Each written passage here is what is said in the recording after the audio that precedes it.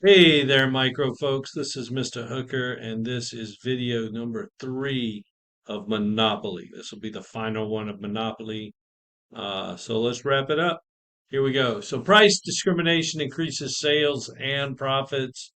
So you can see here, the more prices we have, the more profits we can generate. This is why, like what I was talking about last time, at the end, if you have something close to perfect price discrimination, where you can charge every single consumer a different price, you can generate the maximum profit. There on the left is profit with two prices. On the right is profit with three prices.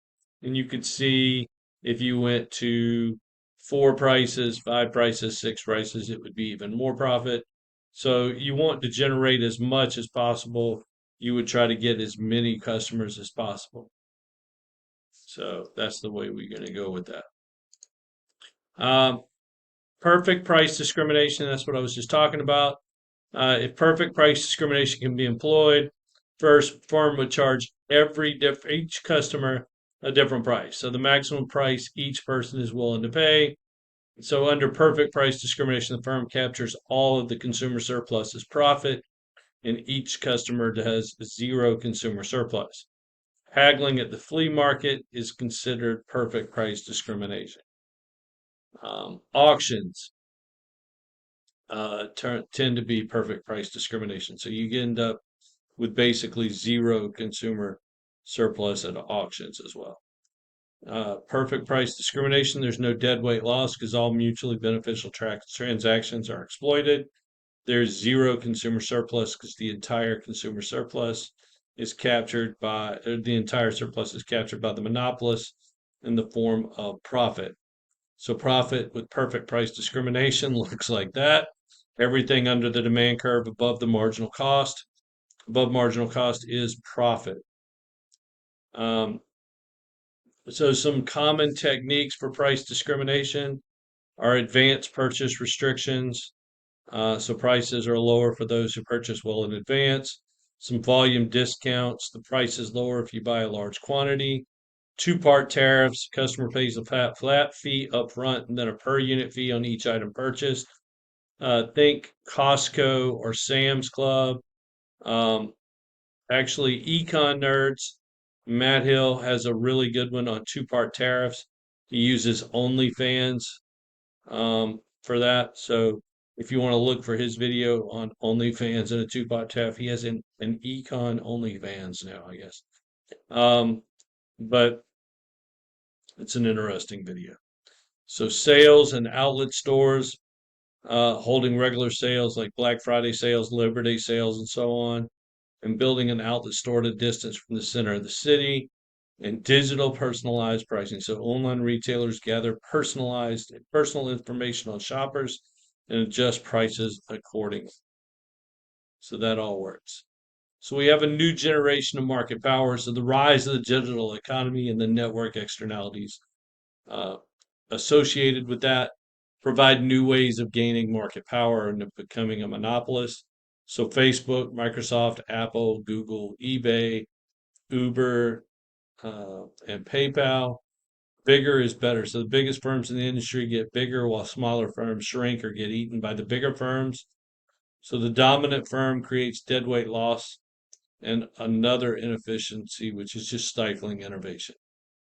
So a federal court found Microsoft guilty of using its market dominance against its rivals, and the EU's antitrust authorities accused Google of stifling innovation by blocking rivals against platforms. The other thing it's kind of created is where some smaller firms, they don't look to like grow large. They look to grow just large enough to get bought by one of the large fish. Like I'm just looking to get big enough to get sold. That's a thing. So like get me bought for, a few hundred million and I'll be good. Um, so a monopsony is basically a monopoly in labor. So that's when there's only one buyer of a good, and it's typically in a labor market. So it's an example of a single employer in a small town. It's like the old company towns. Um, a lot of great examples, especially in Appalachia, um, where you had the old coal company towns, and there you had script, right?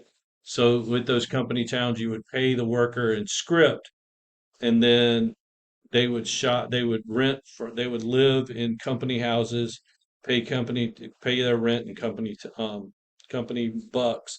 So you paid them in company money. They'd pay their rent in company money. They'd go shop at the company store and pay it in that. So you controlled every aspect of their lives.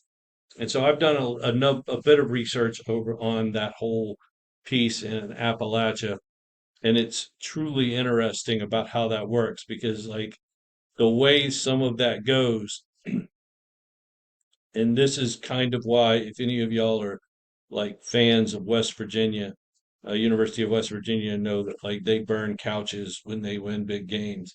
This is where that comes from. Um, so they would um, if the workers were going to strike or if a miner died or something, they would lower the prices in the company store to kind of placate the workers. And then if something, if things were going good, they would raise the prices to kind of keep them in line. Like, don't think you too big for this. Like we gonna keep you in line one way or the other. And the workers realize like, hey, we don't really own anything. Like nothing is really ours except what we have bought from this stupid store.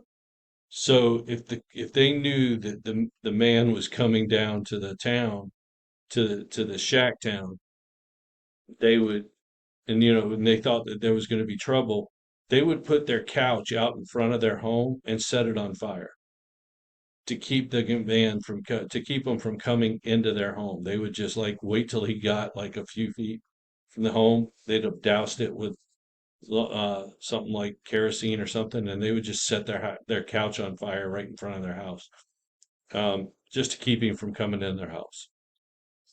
That's where all that. That's where that whole thing came from. It's crazy how that works, but that's what that is. Um, like a monopolist, monopsonists distort the competitive market equilibrium, create deadweight loss. Apple is currently the subject of several antitrust cases, with many claiming the Apple App Store is an example of monopsony behavior from a net arising from network externalities. And that is all of this one. So we will see you in chapter 16, and I can't remember. It's one of the imperfect competition ones. So we'll see you there. Take